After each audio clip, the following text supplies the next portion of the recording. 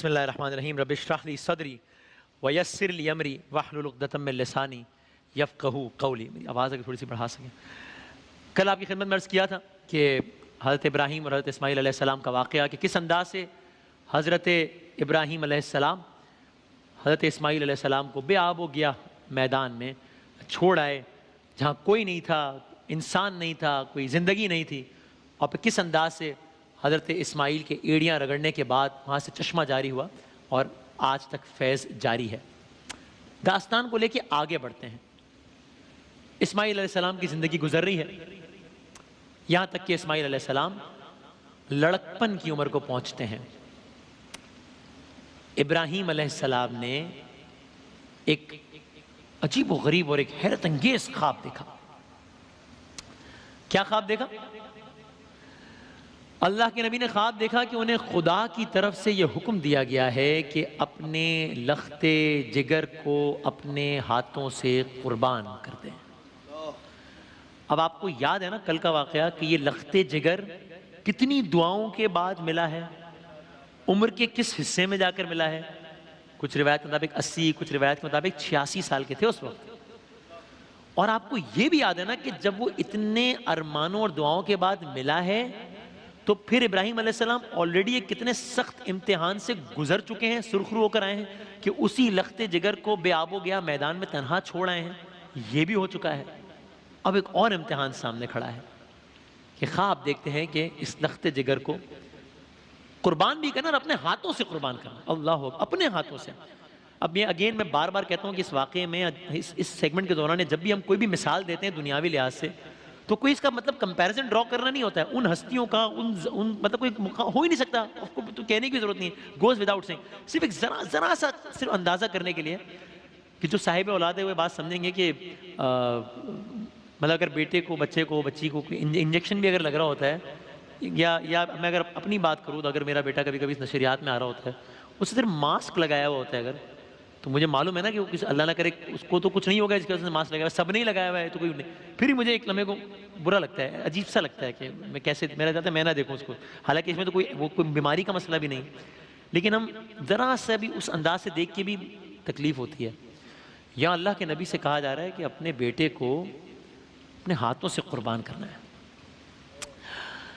تو ایک صورت تو یہ تھی کہ ابراہیم علیہ السلام پروردگار عالم کے حکم پر عمل کرتے اور بیٹے کی مرضی جانے بغیر انہیں لے جا کر قربان کر دیتے. ایک صورت تھی ہے.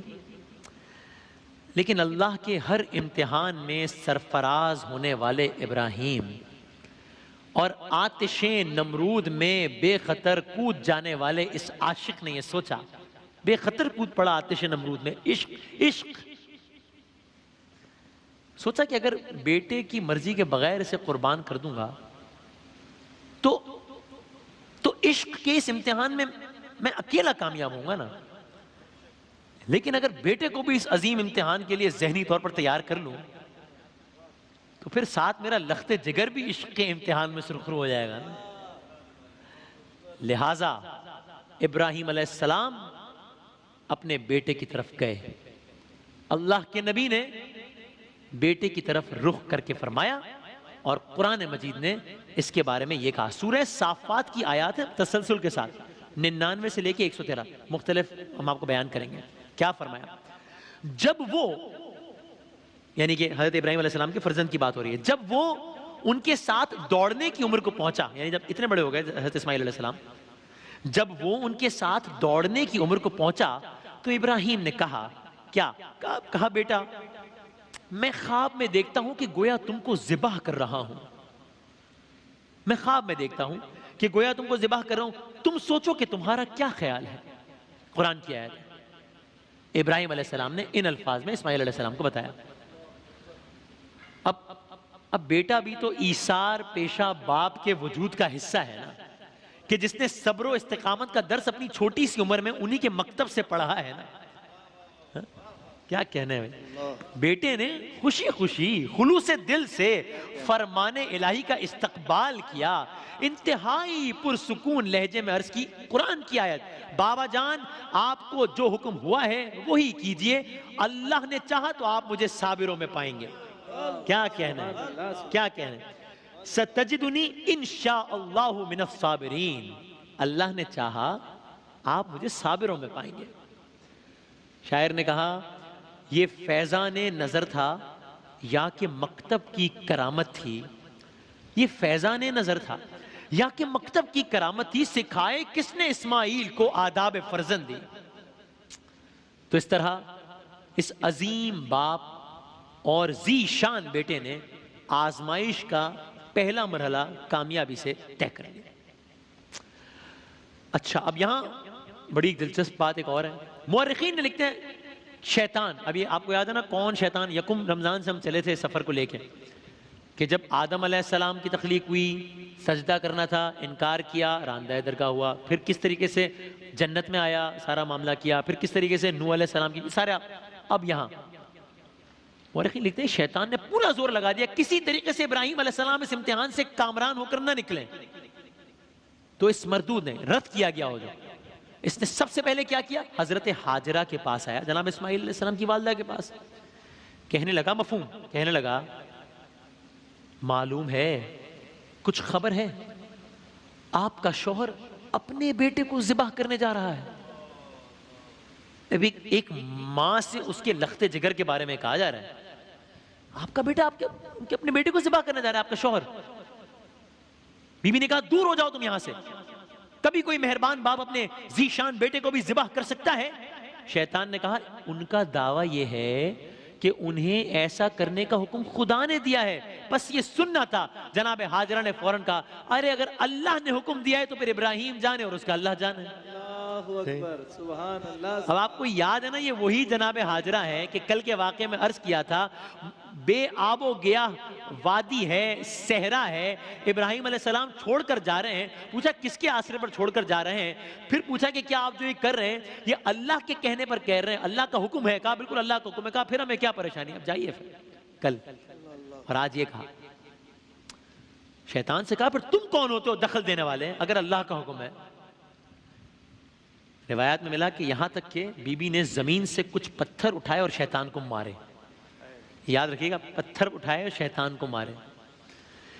ابلیس یہاں سے مایوس ہو کر حضرت اسماعیل کے پاس آیا، واپس نہیں گیا، دوسرا بار حضرت اسماعیل کے پاس آیا، کہنے لگا اے اسماعیل کچھ خبر ہے، تمہارے والد تمہیں قتل کرنے کے لیے لے جا رہے ہیں۔ پوچھا اسماعیل علیہ السلام نے کیوں، کس لیے؟ شیطان نے کہا کہتے ہیں کہ خدا کا حکم ہے۔ اسماعیل علیہ السلام نے کہا اگر خدا کا حکم ہے تو اس کے حکم کے آگے سر تسلیم خم ہے۔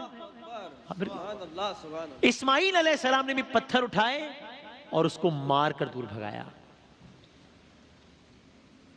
اب آپ اس کی ضد کا اندازہ لگائیے، اس کی ہٹ دھرمی کا اندازہ لگائیے، دو جگہ سے پتھر کھانے کے بعد بھی دماغ ٹھکانے نہیں آیا، سوچا آخری کوشش کر کے ضرور دیکھوں، تیسرا بار اب خود اللہ کے نبی کے پاس آ گیا، حضرت ابراہیم کے پاس آیا، کہنے لگا کچھ خبر ہے، اپنے بیٹے کو ذبح کرنے جا رہے ہو، مت کرو ایسا، آپ کا دل یہ کیسے برداشت کرے گا؟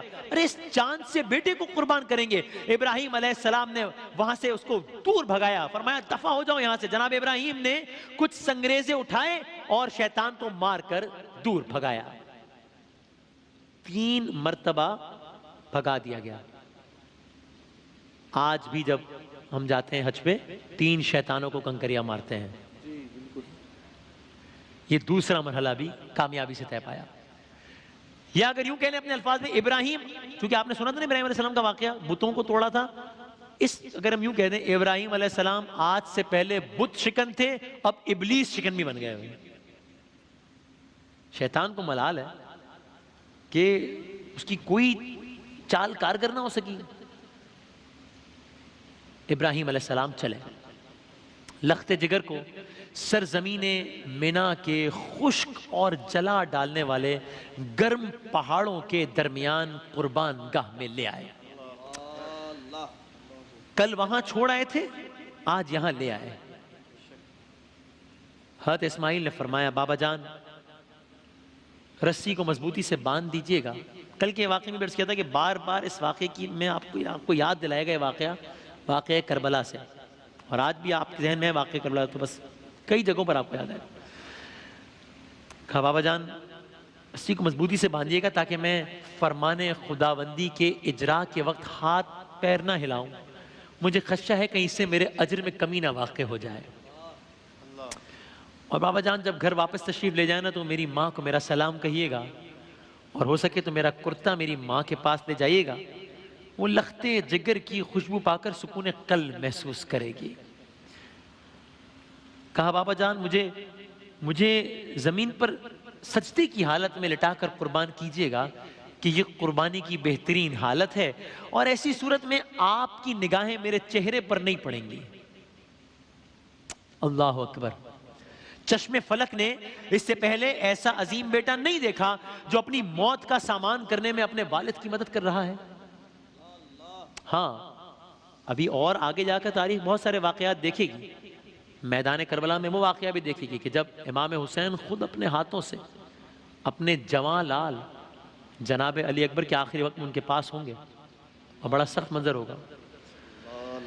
بالآخر وہ حساس نامے آ پہنچے جب فرمان الہی کی تکمیل ہونا تھی. ابراہیم علیہ السلام نے جب بیٹے کے مقام تسلیم کو دیکھا, بیٹے کو اپنی آغوش میں لیا, بیٹے کی استقامت کی داد دی. پھر ابراہیم علیہ السلام نے اپنے لخت جگر کے چاند جیسے چہرے کو خاک پر رکھ دیا. پوری قوت کے ساتھ ابراہیم علیہ السلام نے چھری چلا دی, لیکن تیز دھار چھری نے فرزند کے لطیف و نازک گلے پر معمولی سا بھی اثر نہ کیا. ابراہیم علیہ السلام حیرت میں ڈوب گئے. دوبارہ چھری کو چلایا, لیکن پھر بھی وہ کارگر ثابت نہ ہوئی. گویا چھری سے خلیل کہتا ہے کہ کاٹ, مگر جلیل کہہ رہا ہے کہ نہ کاٹ. چھری تو صرف اسی کے تابع فرمان ہے نا. قرآن مجید کے الفاظ سنیے. فرمایا جب دونوں نے حکم مان لیا اور باپ نے بیٹے کو ماتھے کے بل لٹا دیا تو ہم نے ان کو پکارا, اے ابراہیم تم نے خواب سچا کر دکھایا, ہم نیکوکاروں کو ایسے ہی بدلہ دیا کرتے ہیں. اللہ اکبر.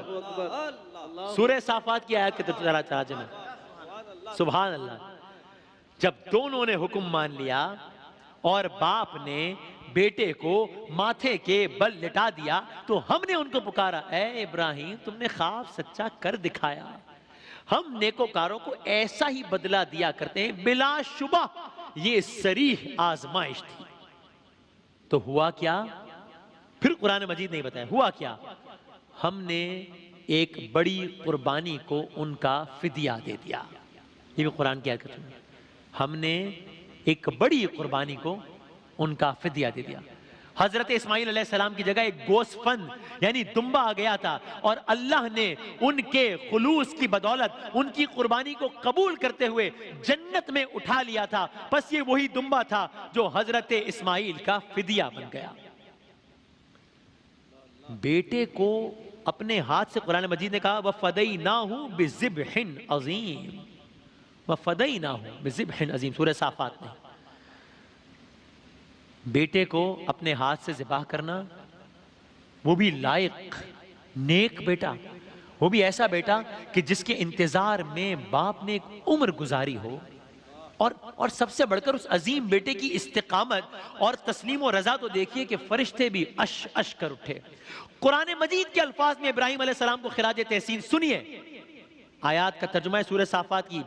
اور پیچھے آنے والوں میں ابراہیم کا ذکر خیر باقی چھوڑ دیا.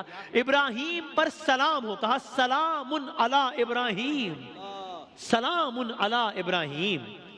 ابراہیم پر سلام ہو. نیکوکاروں کو ہم ایسے ہی بدلہ دیا کرتے ہیں. بس گفتگو تمام. علامہ اقبال کے شعر سے ڈاکٹر اقبال نے ایسے ہر عظیم ترین مارکے کی خوبصورت انداز میں درجہ بندی کی. کہا صدق خلیل بھی ہے عشق,